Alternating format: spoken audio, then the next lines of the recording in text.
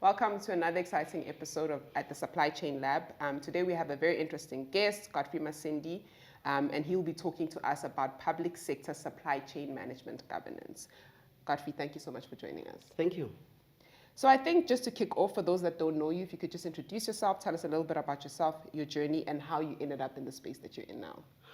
No, thank you very much for the opportunity as well. My name is Godfrey Masindi, as you have indicated. My journey started in this fashion that I need to share with you. I didn't start it as an SCM from the onset. When I started, I have done a diploma in administrative management. And after completing that particular diploma, I realized that I am in a general space and I wanted to specialize. When I joined City of Joburg, I then realized that there is a procurement in City of Joburg, and I asked to say, can I join them even though I don't have qualification? And I was allowed, and thank God for that. And that's where I have met a team of procurement people. And then we worked, and when we are doing procurement, we were doing everything from request for quotation up to the very project of infrastructure where we build clinics. And then I was so interested in the process that we do. But it didn't stop there. I then started to like the decision that is made in SCM in terms of what they bring to the community, the impact that they have in the economy. I felt I needed to proceed with SCM. I then enrolled for SIPS. I completed the whole 3 streams, a diploma, advanced diploma, and professional diploma in procurement and supply. That's when my supply chain started. And then I felt I need to come up with the system that we put in procurement. And I joined National Treasury. Okay. That's when we started to see the generation or development of instruction notes, the regulations that are being used in all spheres of government. And that's what it interested me, because I advise people on SCM processes. I put together systems in place. I put together the templates that need to be utilized in order for the public sector to utilize. And I felt it's not enough. It's not enough? Yeah, I need to go beyond this. Because now I'm a regulator, I'm doing regulations. I need to go beyond this. And go on the other side again, on the operation, and see what we develop, how is it difficult for people to implement. Because you realize that because you see a lot of irregular expenditures that are coming from institutions. So I wanted to go back and see, if I test these provisions that we come up with, how is it that they're not getting it right? I joined an institution, Gauteng Enterprise Propeller. The first thing that you do when I'm going to get in is to look into the whole irregular expenditure. And I looked into the irregular expenditure, I looked into the root cause. And I then start to implement the process to get out of that process. The first year that I joined the institution, we get clean audit in SCM. Oh, wow. Okay. Due to the templates that I've developed, looking into the root causes, then you develop 2 templates along the lines of that. So I was using my wisdom that I have got governance side, and then the operations is what I wanted to implement, what I have developed in governance. So that's how I felt like this thing is doable. And I continue. I then went back because of growth of, obviously, I joined Transnet, and now I'm back in governance. Okay. And I love what I'm doing. Okay. That's how far I am. That is an amazing story. Well done. Thank you very much. That is a very amazing story. Yeah. So when you're on the other side testing, did you see where the gaps were in terms of how you set up the policies and governance, or where the gaps were in people understanding what the policies were? Yeah, the gaps, you always see them when you start engaging people. What do they know? You realize that there's a lack of training from the people that you are engaging. They don't understand why did we develop the specific provision. You get my point? So now you get to teach people. You then put together a system, a checklist to say, once you have got a procurement event that you need to do, from the start to the end, you need to have tick boxes to see whether, is this done? Do you have the budget for this? Is this procurement event in the procurement plan? All those things, when you have issued the tender, have you looked into whether the people who have responded are coming from the CSD? As there's a provision that says everyone that responds to the procurement event must come from a CSD. So you check, you have that checklist that tick the boxes. At the end of the day, people just get to understand you have got a dashboard of what needs to be done. And at the end of the day, everyone just have everything streamlined. They are able to follow through everything that you have, including the templates that you have generated. It was a very nice journey when you're having people who want, you implement, you come up with innovative ways of doing things, and they want to learn and improve their skills. And I must say, at Gauteng Enterprise Propeller, I had these three girls that I was working with. They learned so quick and they enjoyed working with me. And when I left, they were not really happy. They were not really happy. They were sad. But look, I have empowered them. They can now run the show on their own. They can even put the resistance where things are, the people want to move things outside of the line of the procurement. Because you know it happens. Yeah. So I think let's just take a step back for those that don't know. Yeah. What is public supply chain governance? If you could just explain it to the ordinary person like myself. The ordinary person like yourself. Public sector ACM governance is a function within ACM that put together the provisions, the processes, they develop the process so that ACM can be run smoothly. They develop instructions, directives, guidelines, and after developing those guidelines, we train people. And these guidelines are being developed in line with the acts that have been provided by National Treasury. So ACM governance is the function that comes up with the process that need to be followed by practitioners in order to run the procurement processes. Yeah.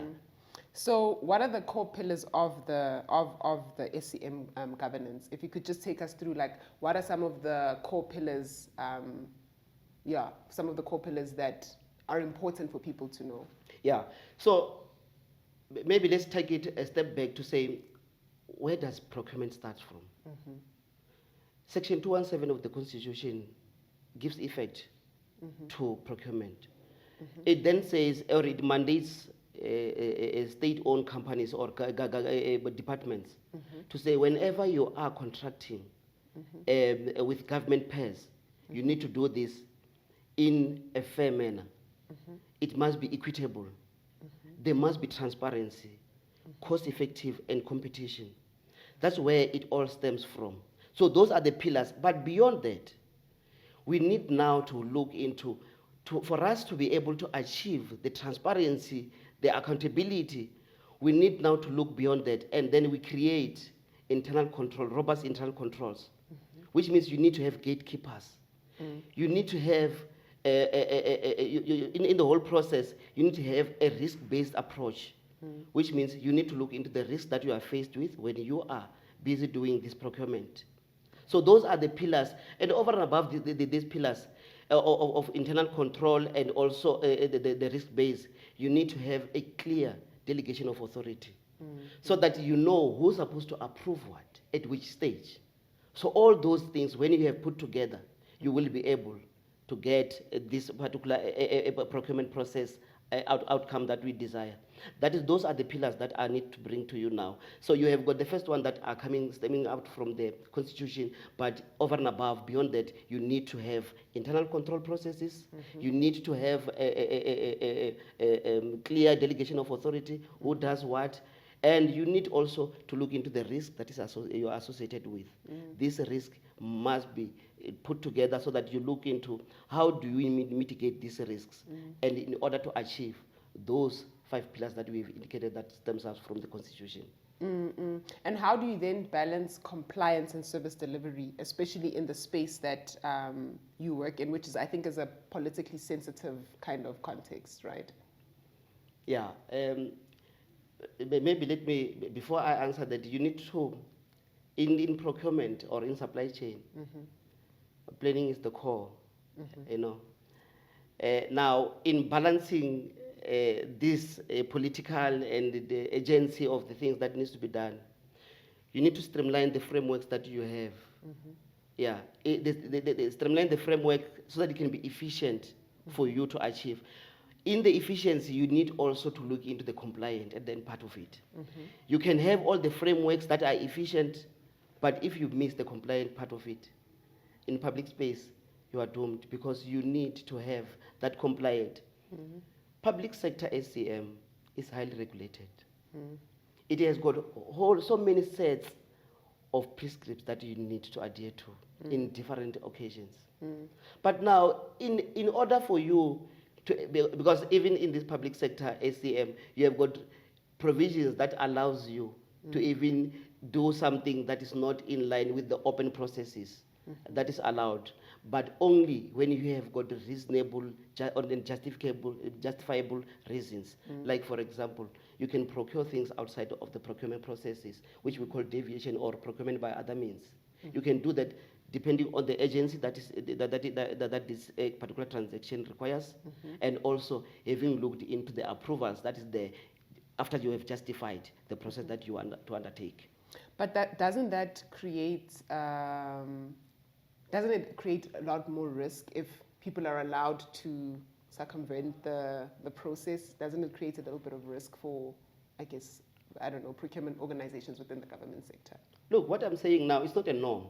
Okay. It has got that special provision. If something is urgent, it's urgent. There's no two way about it. Hence, I'm saying there must be justifiable reasons for you to do that. And take it back to the risk delegation of authority. These type of things are not just being approved here. You cannot on your own start the process of procurement by other means from the start to the end without the intervention of other committees or other bodies or other structures. So you can start it, give the justifiable reasons, and then there will be somebody who needs to look at it. And the governance structures is always there in the process. It comes in between and look into the reasons that have been provided. And sometimes, in many cases, we do stop things and say, no, this is not how it's supposed to be done. It needs to go back, and or else we even recommend to say, no, there's no urgency in this thing after you have looked into everything that needs to happen. And say, you can go back to advertise this openly so that everyone can have a chance, because the agency and the reasons that have been provided are not sufficient for it to meet that definition that we have. Okay, I mean, I think that's fair, and I think that gives everybody a little bit of comfort in knowing that there's still a process, even in the bypass of the process. There's still approvals that need to go through, and it's not just like, I don't know, a person can just print a PO without following any process at all. No, and that's why from the onset, when you start this, it needs to have been communicated and have a deliberation around it. If we are saying something is urgent, we need to look where was planning from the onset. When did we start knowing that something is urgent? Because there are self-created agencies in things. And that's where you need a robust governance that will be able to, not to block people, but to show people how things are supposed to be done. And to be to indicate the importance of following the process, because you also need not to tarnish the name of the organization due to things that at the end of the day, when AG comes in, when they audit your processes, it's found to be a non-adherence to the processes, then it creates problem for the organization. We are there to safeguard that process. I mean, we had AG last year. I think we had Penny Ramoyedzisi, who shared some of the data with us with regards to some of the non-conformances that they find. And I think they're doing really, really good work. So it's nice that you brought them up, that you know that process as well. So what are some of the practical mechanisms you've seen working in improving transparency and accountability? Like what would you say for those, because I guess not all government and even private organizations or departments are doing well when it comes to compliance and accountability and transparency. What are some of the mechanisms you would say they could use to improve this?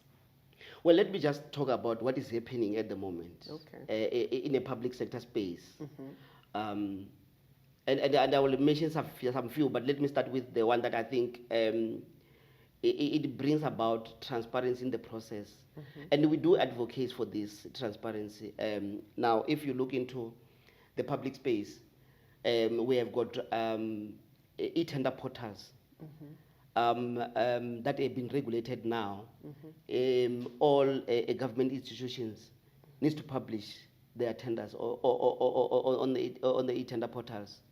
But it has got a threshold, because you can imagine if you are even advertising something that it worth only 20,000 or 10,000, whatnot, it becomes a burden to the system. But also, it then affects the organization from efficiency and operational processes.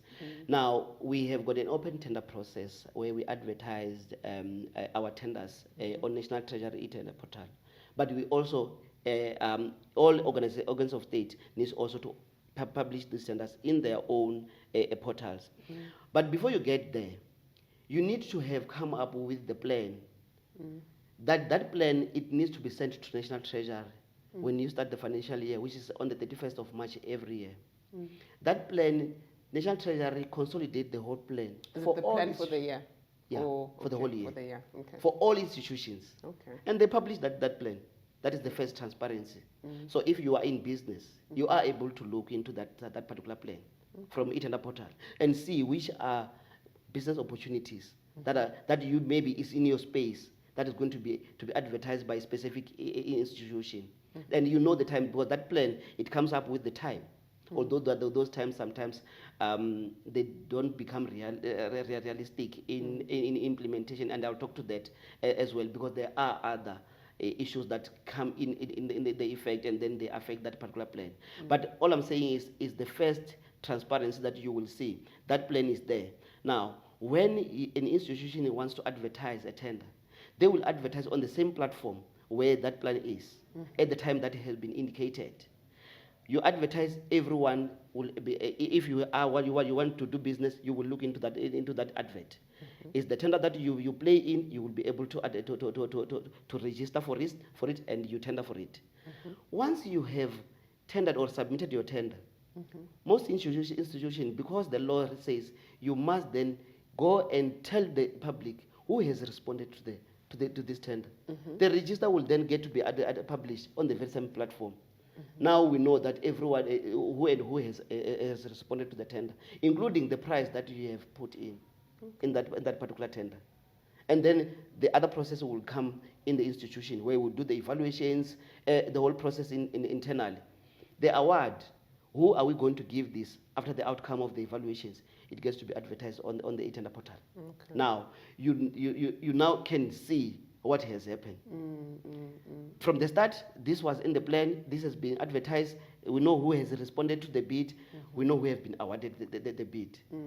Everyone, whether you are public, you are a journalist or ever, you can see the process. And now, beyond that, say hypothetically you have responded to the bid, but you did not get the bid. You have got an opportunity to go back and ask, how did I not make it? And then we refer to it as a debrief. You get to be debriefed. This is how we have evaluated your bid. This is where you have failed. That's why that's the reason for disqualification. We do that. So, in a nutshell, those are the mechanisms that we have as a public sector, that we are enforcing transparency and accountability as well. But over and above, we do have other elements of transparency that we have. Like, for example, we have got now another instruction note 3, that requires that bidders can complain on the process.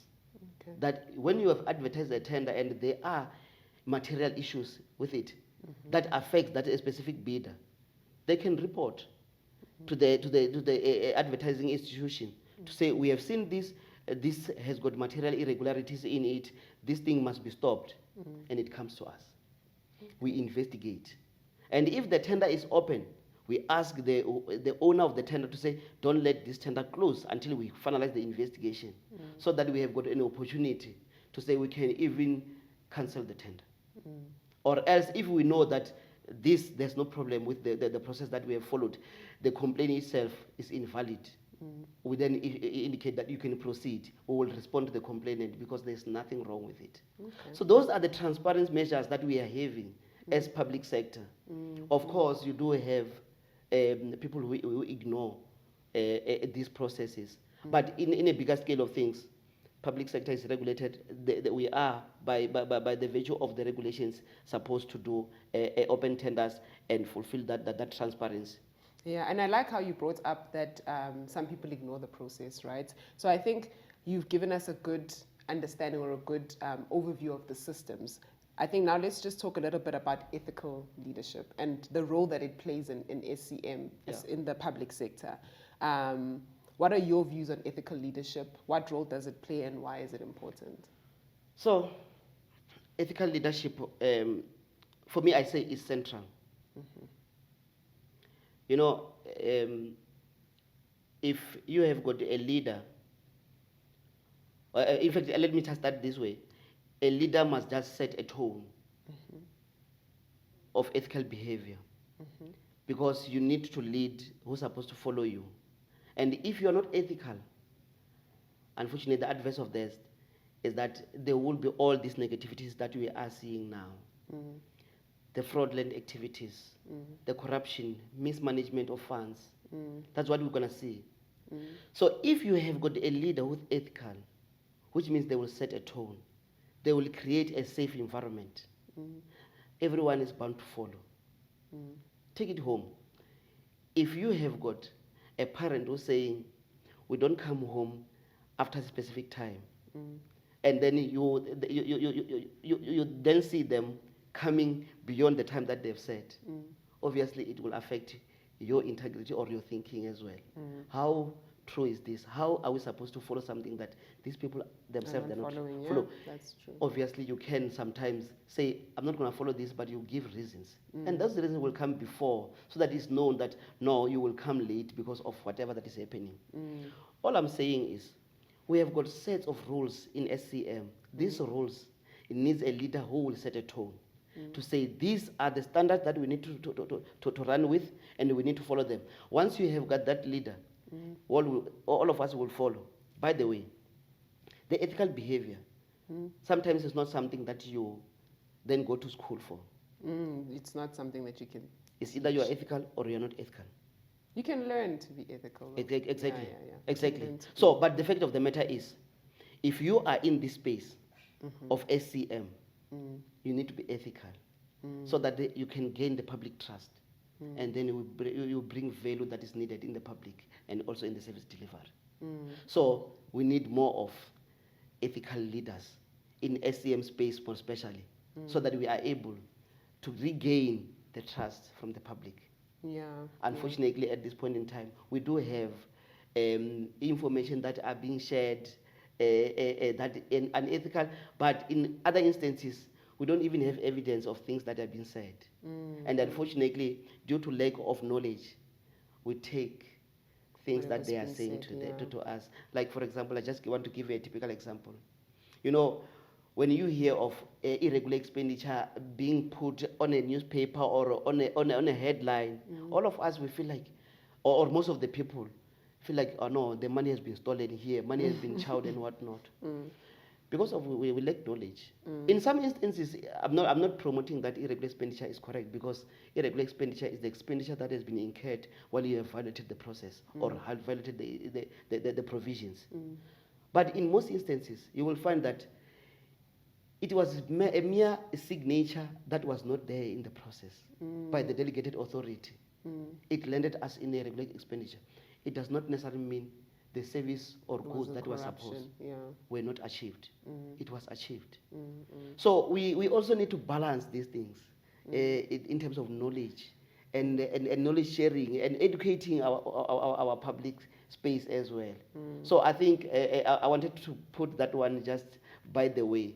But we need ethical leadership for us to be able to gain the public trust. And what advice would you give to young SCM professionals that are currently facing ethical dilemmas in the public sector? What advice would you give them?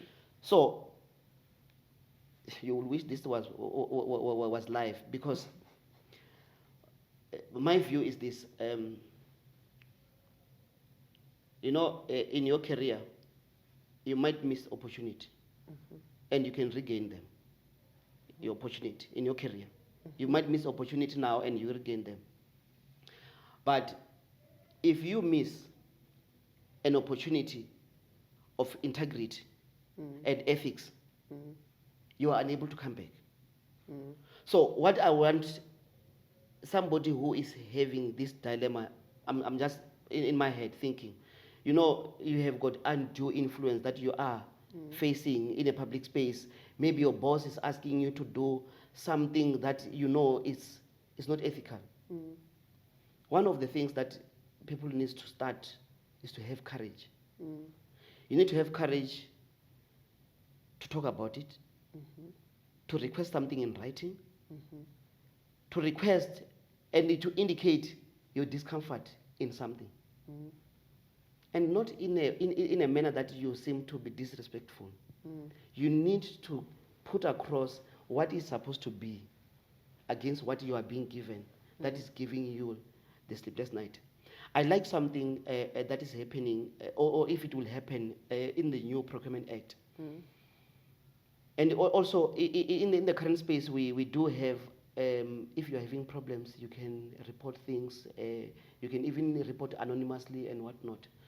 But in the new PPA, if it gets promulgated and gets to be utilized, it stems out from the Zondo Commission that you need to protect the practitioners because they are being used, because procurement or SCM process is the vehicle for these shenanigans, but they are being used, they are unable to talk. They're afraid for They are either afraid. their jobs or Exactly. their lives. Now, the provision in the new PPA is that you will be protected, and there will be a system that is being created for you to report such things. And it goes beyond that. We cannot only create the system and we don't professionalize this. This space needs to be professionalized. If you remember correctly, previously, this SCM was just a support structure, by the way, in the whole process. Now it's there on a strategic alliance where it needs to be looked at, and it needs to sit on the very same table where the decision is taken, because we guide on how things need to be done. So you will have a leg to stand on when you report, not shying away that if I report now, I'm going to lose my job, my kids will be suffering going forward. So in a nutshell, I will say there are structures in all organizations where you need to report things, but you can also start to have a conversation with whoever who's giving you this. And you don't have to shy away to report things, but you just need courage. If it's too dangerous for you, you can be anonymous. Report things anonymous so that you cannot come back and haunt you. It is true that this is dangerous at the world that we are living in this space in particular, but we cannot sit and just watch things going the way that they are going. And in fact, when you are referring to the young professional, the future must start with them. This change and shift of minds need to start with them, so that we can now look into the transparency and accountability that we're supposed to have in the procurement space. Yeah, and I like what you said about having it in writing, because I think sometimes you can't fight your manager, it's such a difficult thing to do, and it's probably not advisable for you to try and fight your manager. They'll find probably ways to get rid of you. So I think if at least you have it in writing and you've expressed, like you said, if you express your discomfort in doing something that you're not comfortable with, and you have it in writing and you've expressed it to your manager, even if you proceed, at least you have proof to say, I was uncomfortable with, with doing this particular thing, and I did inform my manager of it, and they told me on email that I should continue anyway. Yeah. So but again, while we are still there, we in governance we always advise we need to be very careful. You have got people who does not want to take instructions. They take instruction as somebody is asking them to do something wrong, and the difference is that person is just asking a person to do something, and the person might not know the process that you need to follow. You can then advise which process that you need to follow in order to achieve whatever that is being said you must achieve. Because in the bigger scale of things, people run behind the processes to just say, this is the process, this is what we need to follow. There are other efficiencies that you can bring within the process, because if something is needed, very urgent, and there is this dilemma that we need to do this thing from this step to this step to this step, and the operations are failing, and you say, no, we cannot do it. So we need also to strike the balance around all these things. Practitioners need to know that they are not there to be a stumbling block. They are there to be to enable the organization to be able to achieve its mandate. But in this instance, because it is the dilemma, if it's the dilemma, those are the processes that I'm putting before, so that you can report these things, you can engage your manager, you can ask them to put it in writing, and you can give them your discomfort that you have. Okay, I think that's fair. I think that's very good advice. So I know digitization is now becoming a big thing, and it's believed that it could be the cure for governance failures. What is your take on digital tools and how they can support the procurement process? Yeah, it's absolutely going to change the space, and it will improve governance and also the outcome or how we perceive SCM, because at the moment we look at SCM, people see something that corruption, money is being stolen, all these things. Some of us who are in that profession and we understand what is happening, we sometimes disagree. Not everything that we are but we disagree. So digitization is going to bring about the much compliance that we need. It will remove the errors that we do. You know, in most instances, some of irregular expenditure, it comes from errors that we do when we are processing these documents. You just do an error, and then the whole process gets to be irregular expenditure. But if you put digitization, like I was saying, in fact, with the institution that I'm working for, we have started this digitization. We issue tenders straight from the system. We receive tenders straight. There's no one who will bring anything, a tender in the box. It will come in the system. You won't print that particular tender. It even have the tracking. Whenever you download it, it will tell who has downloaded it. You will download, you will even do the evaluation on the system. So everything is in the system. Then you run away from the risk of non-compliance. The issues of the tax matters that you need to check, it goes straight to the system. By the time you receive the documents, some of the things has been checked. However, having said all these nice things that this digitization will bring, when we sit and analyze this, there is a lot of job that we need to do. There is quite immense work that needs to be done on the background. There should be due diligence in the process. Because when you are digitizing, that space has also been occupied by those who are against the process, who are there to disrupt the process. Like, for example, I just want to give an example where you have requested the bidders to submit your financial statement so that you can see how are they doing financially for them to deliver the goods or services that you require. If you're going to be a viable supplier. Exactly. If you don't do due diligence, you end up receiving financial statements that are coming from the internet cafe, because they do these things. They produce these things, but they get to be uploaded as financial statement. And the system, if that due diligence is not done, you will pick that and you award the service provider on the basis of the information that is incorrect. The COIDA certificates of this world, they are being reproduced somewhere else. I mean, I don't want to say much about the qualifications. Even the qualifications, they are being reproduced somewhere. So there should be due diligence. But I mean, how do you, because if somebody has reproduced a fake document, right?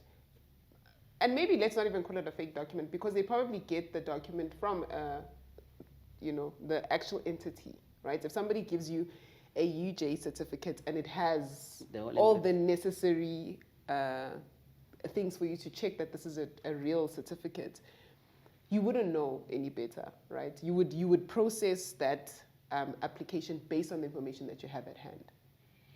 Yeah, but you do need to do due diligence. I'm not saying you must do due diligence to everyone who has submitted a bid. Probably the one that you are going to award.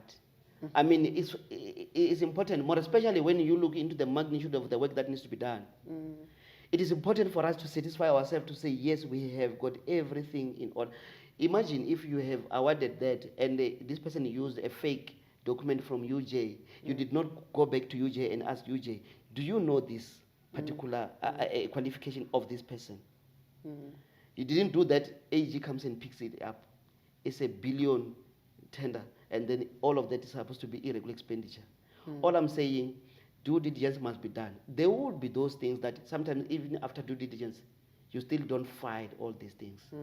You know, but all I'm saying is digitization, it will remove a lot of things, but there should be this work that needs to be done beyond that. There should be due diligence. More especially when we go fully blown digitization of the processes. You must not remove the human nature in the process. There must still be an eye that goes through and look into all these particular processes, documents that have been submitted to say they indeed legit. Otherwise, we are going to have a problem, because in the current space, technology is bringing good, but it's bringing a whole lot of garbage as well. But fortunately, the AI is also coming on board. Probably it will also assist in vetting all this documentation. I mean, I do think technology doesn't necessarily, it won't fix a bad process, and it won't be the be all and end all answer to everything. You know, you still need human intervention in certain aspects. Because I do think sometimes as a human you can pick up some things better than what like an AI or technology can. Especially somebody like yourself who has a lot of experience, there's probably things that, because obviously AI will or technology will do as you've told it. You know, it won't look beyond what you've told it. So you do sometimes need somebody that is able to look beyond what you know. So it goes to what I was saying. You know, you need to train and retrain because you have learned, you know this, you have got this experience that you have gathered throughout the years. You know even where things happens. You will be able, once you train people, those who are willing, they will understand. They will then be your eyes, and then you will then expand the people who knows these particular processes. So I know you referred to an act in the beginning, right? And I just want to, you can say you believe all the acts are perfect if you want to. But what's an outdated act or regulation in your mind that you believe is holding SCM governance back? All of them. So, part of the things that creates a problem is that we have got this one size fits all approach. It is okay, it is not okay. It is okay to standardize, it's okay to have one piece of document that all of us will relate to. At this point in time, there's quite a number of them that are outdated, but obviously some of them, when they are outdated, we are repealing them, removing them, because there's movement of everything. Take this. We tend to have one provision to say that guys on the thresholds. It gets to be put for 5 years or more than 5 years. You say to go out in the tender, it must be above 1 million, or anything that is below 1 million, it must go on an RFQ. Only to find that everything that you are now doing on an RFQ below 1 million, by year 3, the goods that you got them by 1 million 3 years ago is now 2.5 million. You are unable now to get service provider who will provide you, because that provision that you are using is outdated. There's no longer need for that, because it needs to move with time. Things have changed. Look into how we are being affected by tariffs now. If you are buying something from these particular service providers, they are unable to give you something that they could give you by 1 million last year. But the provision that you have as an institution, this says you need to get this by 1 million. I'm saying some of the things works for others, some doesn't work for others. You've got different types of state-owned companies or departments. Some of them are commercials, like where I'm coming from. It's commercial. You want to utilize the provision that you have on the department, on me.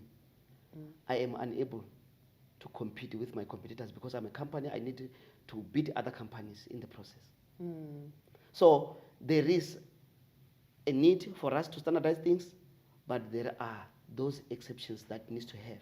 We need to have a leeway, just like now we've got departures from some of the provisions to say, okay, you guys, we heard your cry, move away from this because you need to start generating revenue. You can do things differently, but show us how you're going to do it. And we show them, we get approval. We are moving in that space. All these provisions are important in a public space, but we cannot say one size fits all and then we could proceed with it. Otherwise, as a country, we are going to find ourselves in trouble. More especially where we need to generate revenue as a country, we are going to find ourselves in trouble. Yeah, I think that's really, really good insights. I think that's really, really good insights. And in your view, because I know a lot of the time, as a person that doesn't work in the public space, a lot of the time we look at the public space and we're able to point all the things that you guys are doing wrong. However, I also have a responsibility as a civilian of this country. So what do you think my responsibility is in terms of helping the public sector and improving SEM accountability? So, civilians, they've got an important role to play, in holding us accountable.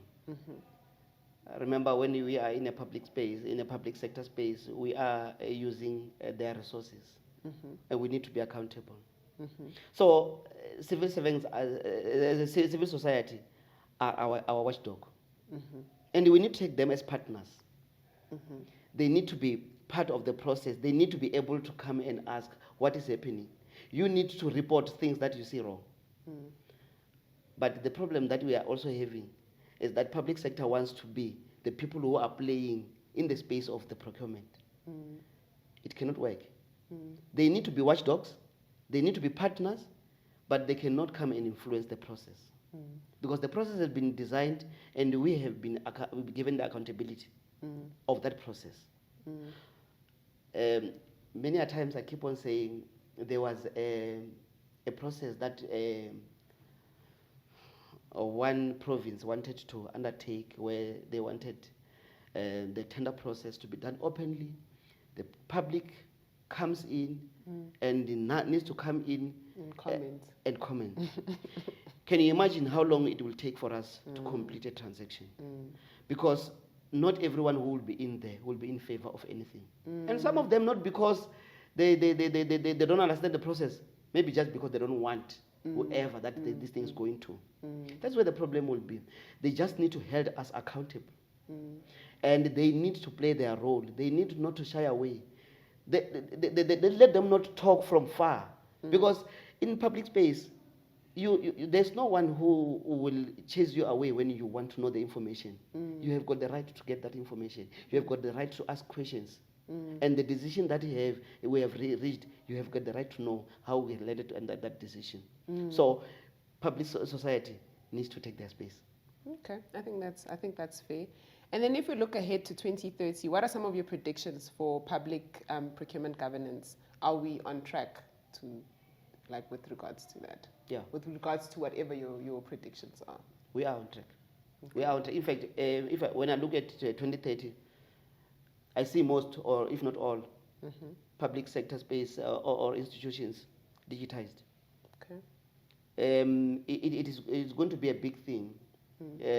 Like I said earlier, in the manner that we are coming with digitization, we are coming big. We are coming big in such a way that you will not do anything outside of the system. Whether it's your strategic procurement, your tactical procurement, your contract management, it will be done in the system. So when everything is done in the system, you can understand how important we will gain the public trust, because you will reduce what we call irregular expenditures, fruitless and wasteful expenditures, by a massive amount and margins. Therefore, which means once we gain public trust, it will mean that we are moving and shifting from this. And I tell you what I have noticed in most of the leaders that we have in SCM, they are all geared in. They are all supporting the issue that also emanate from the Zonal Commission. Although you will have pockets of all these things that are also happening, right? I'm not going to take them away. But in a bigger scale of things, and also at least perhaps where I am, what I've noticed now, you have got people who are saying we are in support of this transformation that we're bringing in. We are in support of digitization because we will see ourselves gaining public trust and bringing the value that we needed in the service delivery. And that is what we all supposed to be working towards. And once we do that, I think in 2030 and beyond, we're going to be a better society. Also in my profession, SCM profession.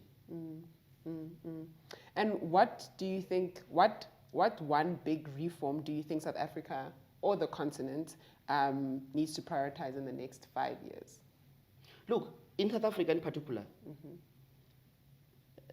the PPA, the PPA that comes in, maybe let me give you why the PPA comes in. PPA is Public Procurement Act. This act seeks to remove all those fragmented, because if you look into the dashboard of the provisions that we have, that you need to adhere to in different transactions for public space SCM, it's a lot of them. Now you need to bring one. Say this is the act that we have. Although it will have those regulations, because act on its own it cannot function. It needs regulation per each chapter. But I'm saying you will have one set of rules that we all need to follow. That is going to bring a big change. This big change comes back with that whistleblowing that I have referred to. I just so wish it can be promulgated and we start utilizing it. But you cannot utilize before you bring together the regulations, and those are in progress at the moment. So the biggest thing that we can do is to put together that public act, and we make it work. And with those regulations, then we will know. And don't take away that issue of we have got these little pockets of the commercial institutions that will need a leeway to also do those commercial processes that they have, where they are functioning, like ourselves, Transnet. We are a commercial by nature of it.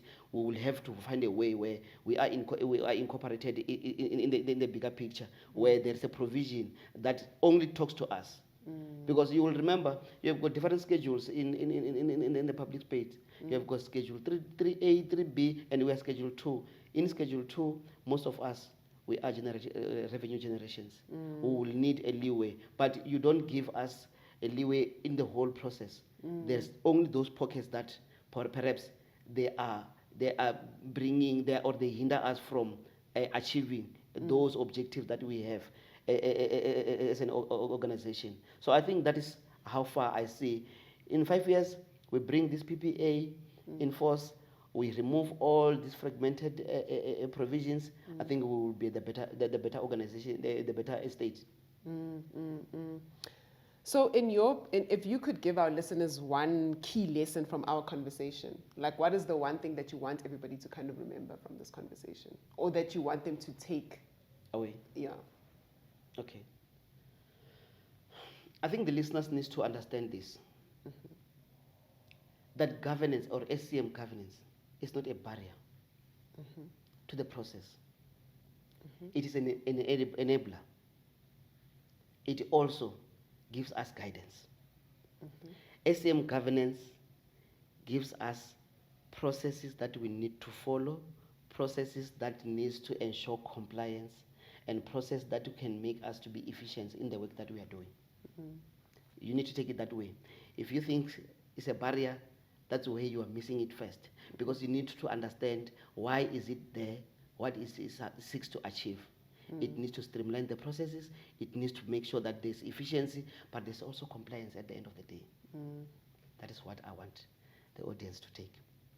Thank you so much. Thank you so much for your time. It was a very insightful conversation for me, especially because I'm not well versed in public SCM governance. So thank you so much for making time to come spend some time with us. Thank you.